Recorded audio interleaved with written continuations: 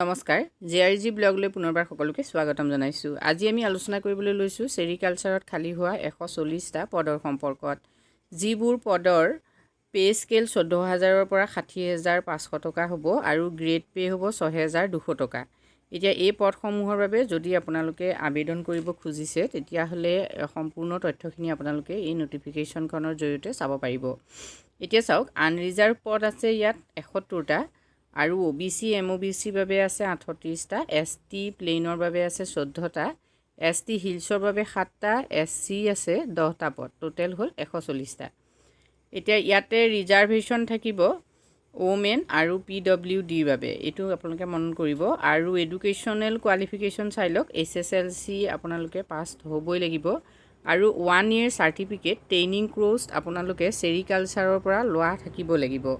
এইটোৱে যিহেতু ইয়াত এটা ডাঙৰ কথা যে যদি আপোনালোকৰ চেৰিকালচাৰৰ পৰা লোৱা ট্ৰেইনিং চাৰ্টিফিকেট নাথাকে তেতিয়াহ'লে আপোনালোকে এই পদসমূহৰ বাবে আবেদন কৰিব নোৱাৰিব।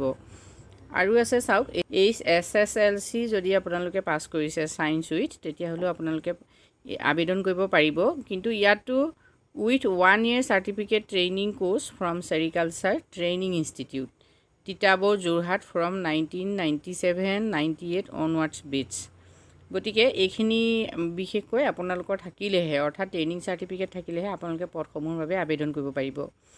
আৰু এজটো আপোনালোকে চাই লওক, 18 years আপোনালোকৰ নিম্নতম বয়স হ'ব লাগিব আৰু উচ্চতম বয়স 40 বছৰ আপোনালোকৰ হ'লে তাৰ ভিতৰত আপোনালোকে আবেদন কৰিব পাৰিব।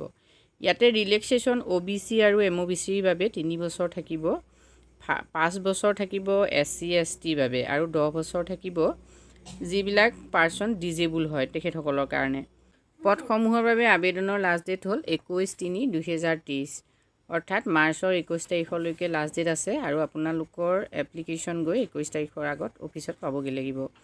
এপ্লাই অফলাইনত কৰিব লাগিব। গতিকে আপোনালোকে directorate of sericulture Assam, Khanapara, Guwahati 22 এই এড্ৰেছত আপোনালোকে এপ্লিকেশ্যন পঠাব লাগিব আৰু এপ্লিকেশ্যন আপোনালোকে ষ্টেণ্ডাৰ্ড ফৰ্মত কৰিব লাগিব।